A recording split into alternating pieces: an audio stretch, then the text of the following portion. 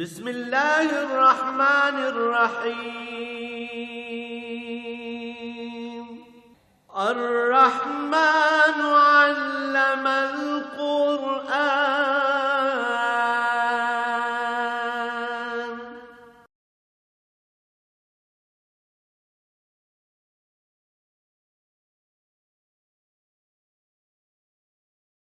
الحمد لله رب العالمين، والصلاة والسلام على حبيبه محمد وآله وصحبه أجمعين. أعوذ بالله من الشيطان الرجيم. بسم الله الرحمن الرحيم. والعاديات ضبحا فالموريات قدحا والمغيرات صبحا فأثرن به نقعا فوسطن به جمعا إن الإنسان لربه لكنود وإنه على ذلك لشهيد وإنه لحب الخير لشديد أفلا يعلم إذا بعثر ما في القبور وحصل ما في الصدور إن ربهم بهم يومئذ لخبير. اللهم سبحانك لا علم لنا إلا ما علمتنا إنك أنت العليم الحكيم. مولاي صل وسلم دائما أبدا على حبیبک خیر الخلق کلہم. سورہ عادیات ہے، یہ بھی مکی صورتوں میں سے ہے. ارشاد باری ہے والعادیات ضبحا، ان سرپٹ دوڑنے والے گھوڑوں کی قسم جو ہانپ اٹھتے ہیں، یعنی مجاہدین کے گھوڑے جو اللہ کی راہ میں جہاد کے لیے دوڑتے ہیں. والموریات قدحا، جن کے پاؤں کے نال پتھروں سے ٹکرا کر چنگاریاں اڑاتے ہیں. فالمغیرات صبحا، الصبح دشمنوں پر جا پڑتے ہیں.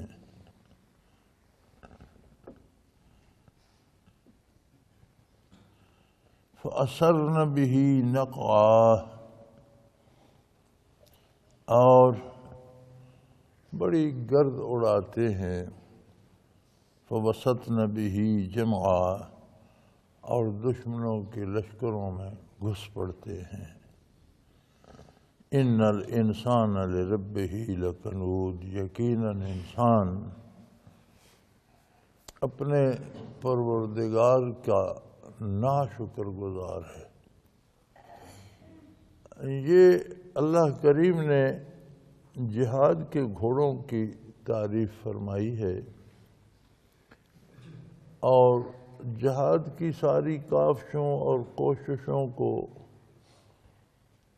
اس عہد میں گھوڑے تھے، اب ان کی جگہ ہوائی جہاز اور ٹینک اور نئی چیزیں آ گئیں. تو یہ جتنی جہاد کے لیے وسائل اور ذرائع اختیار کیے جاتے ہیں، ان کو گواہ بنایا اس بات پر کہ انسان اپنے پروردگار کا شکر گزار نہیں ہے، ناشکرا ہے.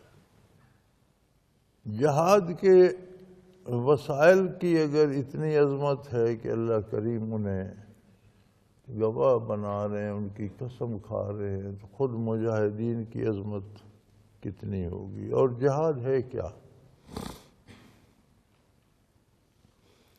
گھوڑوں کے لشکر تیار کرنا، ان کی نال بندیاں کرنا، الصبح چھاپے مارنا، ٹوٹ پڑنا، گھس جانا دشمن کی فوجوں میں اور کشتوں کے پشتے لگا دینا. یہ تو انسانوں کو مارنے والی اور قتل و غارت والی بات ہے، تو اس کی کیا تعریف ہے؟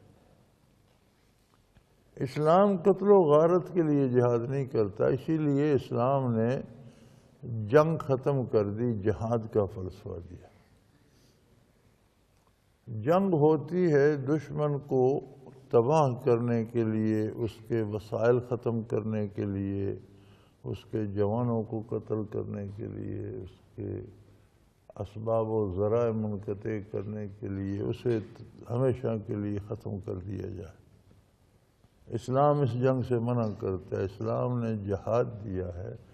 جہاد کا معنی ہے اگلے کو ظلم سے روکا جائے، اس حد تک جنگ کی جائے جس حد تک وہ ظلم پر اصرار کرتا ہے، ظلم سے توبہ کر لے، ظلم کرنا چھوڑ دے تو جہاد ختم، اس سے جنگ نہیں ہوگی۔ اس کے وسائل تباہ نہیں کیے جائیں گے، قتل عام نہیں کیا جائے گا، جو تلوار نہیں اٹھائے گا اس کے ساتھ نہیں چھیڑا جائے گا۔ جہاد کیوں کیا جاتا ہے؟ انسانی معاشرے میں یہ معاشرے کا تقاضا ہے کہ معاشرے میں مل جل کر رہنے کے لیے کچھ ضابطے، کچھ اصول وضع کیے جاتے ہیں۔ کچھ لوگ اس میں ان اصولوں کو نافذ کرنے والے ہو جاتے ہیں، وہ حکمران بن جاتے ہیں۔ کچھ لوگ ان کے مشیر وزیر بن جاتے ہیں، باقی لوگ ماتحت ہو جاتے ہیں۔ وہ جو معاشرے کے حقوق و فرائض کا توازن ہے، اللہ کریم فرماتے ہیں وہ بندوں کا حق نہیں ہے کہ بندے کسی کے حق یا فرض کا تعین کرے۔ وہ جس نے بندوں کو پیدا کیا ہے اس کا حق ہے کہ وہ بندوں کے حقوق اور فرائض متعین کرے۔ کس بندے کا حق کیا ہے، اس کی ذمہ داری کیا ہے۔ تو فرمایا یہ جہاد کے وسائل اس بات پہ گواہ ہیں۔ جہاد کیوں کرنا پڑتا ہے، جہاد کی تیاری کیوں کرنا پڑتی ہے کہ انسان اپنے رب کی نافرمانی کرتا ہے، ناشکری کرتا ہے، اللہ کے بنائے ہوئے حقوق و فرائض کو چھوڑ کر ان کے مقابلے میں خود بناتا ہے۔ کیا ناشکری کرتا ہے کہ جو قانون اللہ نے بنائے ہیں، جو فرائض متعین کیے ہیں اور جو ذمہ داریاں متعین کی ہیں اور جو حقوق دیے ہیں، مثلا ایک گھر ہے، ایک خاندان ہے، اس میں اولاد کے حقوق ہیں، بیوی کے حقوق ہیں، خاوند کے حقوق ہیں، والدین کے حقوق ہیں۔ اسی طرح اولاد کے فرائض بھی ہیں۔ حقوق ہیں تو فرائض بھی ہیں۔ بیوی کے حقوق ہیں تو بیوی کے فرائض بھی ہیں۔ میاں کے حقوق ہیں تو میاں کے فرائض بھی ہیں۔ والدین کے حقوق بھی ہیں، والدین کے فرائض بھی ہیں۔ اور پھر اس میں اللہ کریم نے یہ ذمہ داری رکھی ہے کہ ہر شخص اپنے حقوق میں سے تو کچھ معاف کر سکتا ہے، لیکن جو کچھ اس کے ذمہ فرض ہے وہ اسے کرنا ہی کرنا ہے، وہ اسے نہیں چھوڑ سکتا۔ انسان اس سے بغاوت کر لیتا ہے، وہ اپنی مرضی سے حقوق و فرائض بناتا ہے، یہ اس کا حق ہے، یہ اس کا فرض ہے۔ جو انسان بناتا ہے وہ پھر صحیح نہیں ہوتے۔ یہ دیکھا آئے دن کیوں جلوس نکلتے ہیں، کیوں ایک لفظ متعارف ہو گیا ہمارے ہاں، دھرنا۔ یہ کبھی آپ نے سوچا یہ دھرنا کیا ہوتا ہے، یہ کہاں کا؟ یہ ہندی کا لفظ ہے اور اس کا موجد ہے ہندوؤں کا لیڈر گاندھی۔ گاندھی دھرنے دیا کرتا تھا، سڑکوں پہ بیٹھ جاتا، لوگوں کو بٹھا لیتا۔ یہ ایک انداز تھا ہڑتال کرنے کا یا احتجاج کرنے کا اس کا۔ جہاں تک مجھے یاد پڑتا ہے، اس لفظ کو اور اس طریقہ کار کو پاکستان میں قاضی حسین احمد مرحوم نے، اللہ ان کی مغفرت فرمائے، جماعت اسلامی کے امیر تھے، انہوں نے متعارف کرایا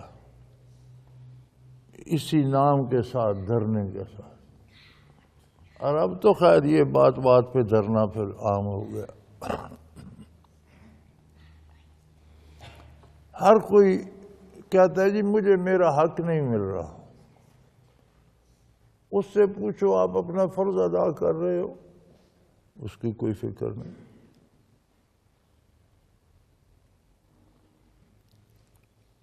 اپنا اگر فرض کوئی ادا کرے تو اسی کا فرض دوسرے کا حق بنتا ہے، لیکن اس میں حسن توازن تب ہو کہ وہ اللہ کا مقرر کردہ ہو. جو بندوں کا مقرر کردہ ہے اس میں توازن نہیں ہے. بعض لوگوں کو زیادہ حصہ مل جاتا ہے، بعض محروم رہ جاتے ہیں. وہ جو محروم رہ جاتے ہیں وہ پھر ہڑتالیں کرتے ہیں، فریاد کرتے ہیں. جو طاقتور ہیں ان پر گولی چلاتے ہیں، انہیں پکڑ دکڑ کرتے ہیں، جیلوں میں دیتے ہیں، تماشا بنا رہتا ہے. تو جہاد کیوں ہوتا ہے؟ جہاد ہوتا ہے کہ اس باطل اور انسانوں کے بنائے ہوئے نظام حیات کو مٹا کر اللہ کی مخلوق کو اللہ کریم کا دیا ہوا نظام دیا جائے، ان پر نافذ کیا جائے. جہاد ہر کوئی اپنی مرضی سے نہیں کر سکتا کہ میں کہہ دوں اس کو گولی مار دو یہ جہاد ہے، یہ قتل ہوگا. جہاد ادارہ کرتا ہے وہ ادارہ جو اسلامی ریاست کا سربراہ ہوتا ہے. ہر کوئی نہیں کہ کوئی سیاسی جماعت اٹھ کر بندوق اٹھا لے، یہ چند آدمیوں کا ایک گروہ بن کر بندوقیں اٹھا لے. یہ جہاد نہیں، یہ فساد ہوگا. وہ ادارہ جو اسلامی ریاست کا سربراہ ہوتا ہے اور اس ریاست میں اسلامی نظام نافذ ہو. خود پہلے اسلام پر عمل درآمد کر رہے ہوں تو پھر اگر جنگ کریں گے تو وہ جہاد ہوگا. تو ہمارے ہاں تو ہم خود اسلامی نظام نافذ اپنے ہاں نہیں رکھتے تو ہمارا کون سا جہاد ہے؟ ہم تو محض اپنی حفاظت کے لیے یا اگلے کو تکلیف پہنچانے کے لیے لڑتے ہیں. اسے جہاد کہنا تو حماقت ہے. یہ کیسا جہاد ہے؟ جہاد کرنے کے لیے پہلے وہ ایک ادارہ ہو جو اس کے زیر نگیں افراد ہیں، وہاں اسلام نافذ ہو، حقوق و فرائض ہر بندے کے وہ ہوں جو اللہ نے رب العزت نے جو رب ہے سارے جہانوں کا مقرر کیے ہیں. اور جہاں وہ نہیں ہیں وہاں ان کو نافذ کرنے کے لیے جنگ کی جائے. اگر وہ مان لیں تو صلح ہوگی، نہ مانے تو انہیں ماننے پہ مجبور کیا جائے. اس لیے کہ جہاں اللہ کا دیا ہوا نظام عدل نہیں ہوگا وہاں لوگوں پر ظلم ہو رہا ہو، تو ظلم کو روکنا جہاد ہے. اب ہمارے ہاں تماشا یہ ہے کہ خود ہمارے ہاں ریاست اسلامی ہے لیکن اس میں نفاذ اسلام نہیں ہے. نظام کافرانہ ہے، معیشت سود پر ہے، جو خود اللہ و اللہ کے رسول سے اعلان جنگ ہے. عدالتی نظام کافروں کا بنایا ہوا ہے، سیاسی نظام کافروں کا دیا ہوا ہے، تعلیمی نظام کافروں کا دیا ہوا ہے. خود ہمارے ہاں اسلام نہیں ہے تو ہم کس لیے لڑ کے جہاد کیسا ہم کر سکتے؟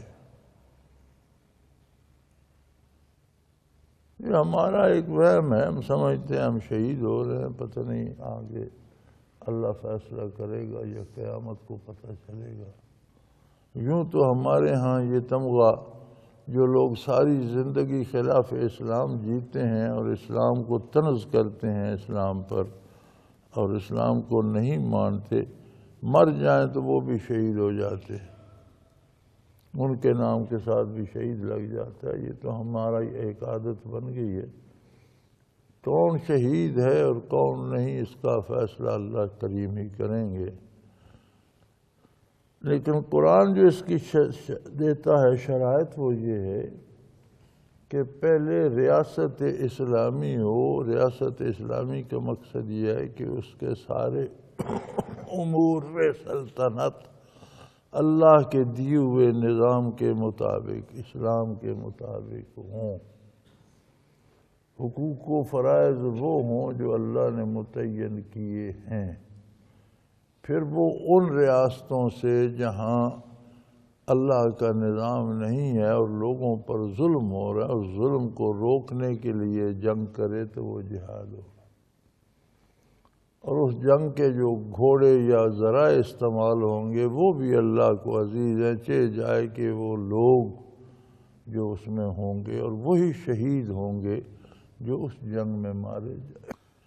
تو ارشاد باری ہے کہ یہ سارے وسائل جہاد اس بات پہ گواہ ہے کہ انسان اپنے رب کا بہت ناشکر گزار ہے۔ پروردگار عالم کا جو لمحہ لمحہ اس کی حاجات و ضروریات کو پورا کر رہا ہے بڑے طریقے اور بڑے سلیقے سے، یہ اس کا شکر نہیں کرتا۔ شکر کا مطلب ہوتا ہے اطاعت۔ عدم اطاعت کو ناشکری گردانا جاتا ہے۔ تو اس کا سارا نظام حیات جو ہے وہ باطل ہے، وہ اللہ کے حکم کے خلاف ہے۔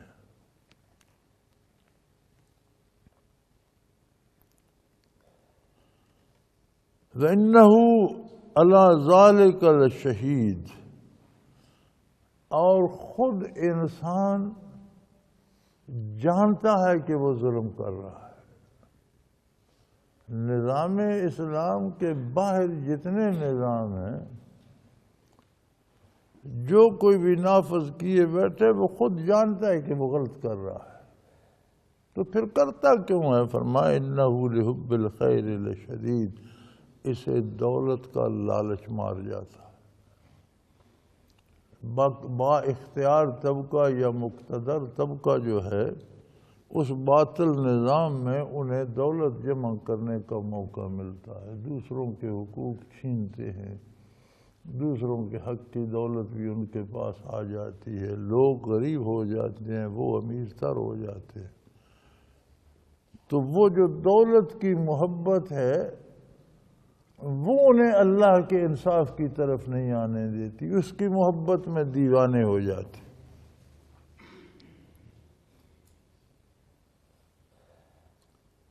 قرآن کریم کس باریکی سے انسانی نفسیات کا تجزیہ فرماتا ہے،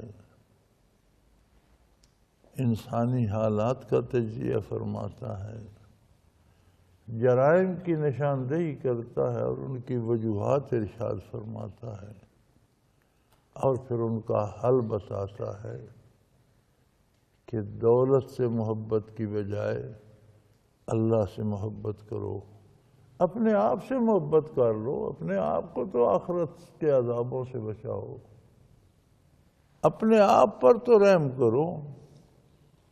اللہ کی نافرمانی تمہیں جہنم میں لے جائے گی، اپنے آپ کو جہنم سے بچاؤ، اپنے آپ سے تو محبت کر لو۔ کس دولت کی محبت میں اللہ کی نافرمانی کر رہے ہو جسے چھوڑ کر مر جاؤ گے؟ جمع کرتے رہو کرتے رہو کرتے رہو، پھر اسے چھوڑ کر مر جاؤ تو کیا فائدہ ہوگا؟ تو فرمایا اِنَّهُ لِحُبِّ الْخَيْرِ لَشَدِيدٌ، یہ دولت کی محبت میں دیوانہ ہو جاتا ہے۔ لشدید، بہت گہری ہو جاتی ہے دولت کی محبت۔ پھر دولت جمع کرنے کے لیے نظام الہی کی طرف نہیں جاتا، اللہ کا نظام نافذ نہیں کرتا، خود بناتا ہے۔ اس کے اپنے بنائے ہوئے نظام میں معاشرے کے حقوق مارے جاتے ہیں، اور چند افراد جو حکمران ہوتے ہیں اس طبقے کو زیادہ ملتا ہے، وہ امیر تر ہوتا جاتا ہے۔ ملک غریب ہوتا جاتا ہے، عوام غریب ہوتے جاتے ہیں، حکمران امیر ہوتے جاتے ہیں، حاکم طبقہ جو ہے وہ دولت مند ہوتا جاتا ہے۔ اور اس میں لشدید، اس میں بہت دھس جاتا ہے، بہت گہرائی تک چلا جاتا ہے۔ افلا یعلم اذا بعثر ما فی القبور، یہ جانتا نہیں کہ اسے صرف مرنا نہیں ہے، اسے مرنے کے بعد پھر قبروں سے نکالا جائے گا، پھر زندگی دی جائے گی۔ یہ مر کر فنا نہیں ہوگا۔ یہ بھی بڑی حسرتناک بات تھی کہ ساری عمر لوگوں کے حقوق چھین کر دولت جمع کرتا کرتا اسے چھوڑ کر مر جاتا، کتنا حسرتناک انجام ہے۔ لیکن اس حسرتناک انجام پہ چھٹی نہیں ہو جائے گی، بات ختم نہیں ہوگی۔ اذا بعثر ما فی القبور، یہ کیوں بھولا ہوا ہے کہ اسے قبروں سے پھر زندہ کر کے کھڑا کیا جائے گا۔ وَحُصِّلَ مَا فِي الصُّدُورِ، اور جو بیت دلوں میں ہیں وہ حاصل کر لیے جائیں گے، اندر کی باتیں باہر آ جائیں گی۔ دنیا میں تو جو بات زبان سے کرتا ہے یا جو عمل کرتا ہے وہ ظاہر ہوتا ہے، جو سوچتا ہے دل میں رکھتا ہے وہ پوشیدہ ہے۔ لیکن جب قبروں سے دوبارہ زندہ کیا جائے گا تو دلوں کے بھید بھی باہر آ جائیں گے، ہر بندے کی اصلیت ظاہر ہو جائے گی، حقائق سامنے آ جائیں گے۔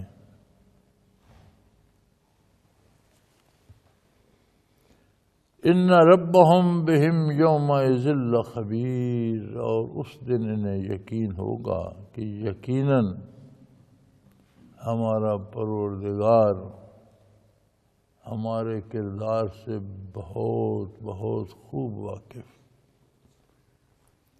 جو ہم سوچتے رہے، جو ہم کرتے رہے، وہ سارا رب العالمین کے سامنے ہے۔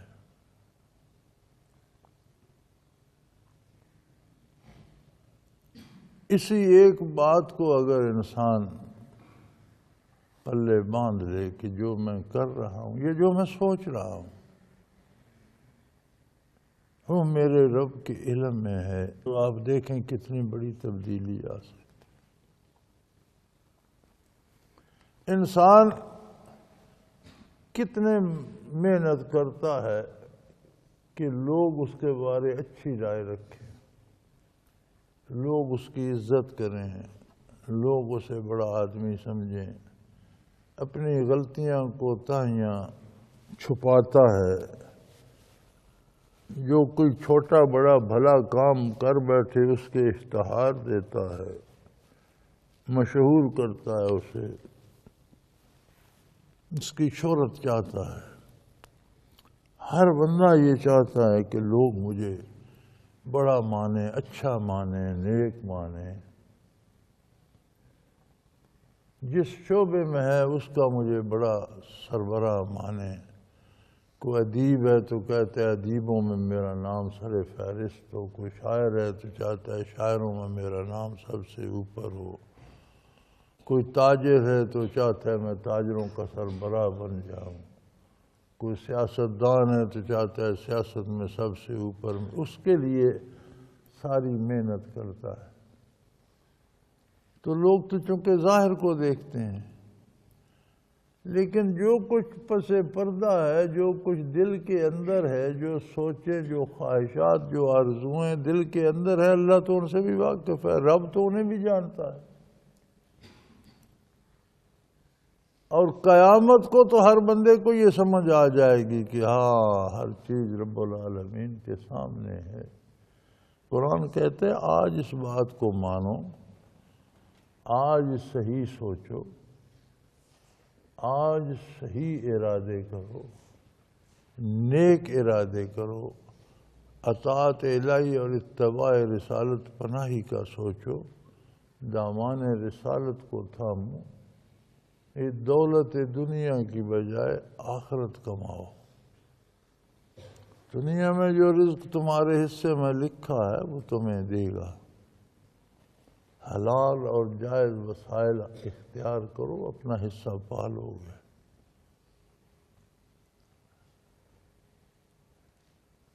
آخرت کے لیے تیاری کرو، آخرت یقینی ہے۔ اللہ کریم پوری حیات انسانی کا تجزیہ اس چھوٹی سی صورت میں فرما کر رہنمائی فرما رہے ہیں۔ اللہ کریم ہمیں سمجھنے، جاننے، ماننے اور عمل کی توفیق عطا فرمائے۔ آخر دعوانا ان الحمدللہ رب العالمین۔ اللہ اللہ اللہ اللہ اللہ اللہ اللہ اللہ۔ حضرت امیر محمد اکرم آوان مد ذلہ العالی دارالعرفان منارہ ضلع چکوال میں سالہ سال سے قرآن و حدیث کے اوپر خطابات کر رہے ہیں اور سلسلہ نقشبندیہ اویسیہ کے مطابق لوگوں کو ذکر الہی کی تربیت دے رہے ہیں۔ وہ قرآن پاک کی تفسیر ترتیب وار بیان کر رہے ہیں۔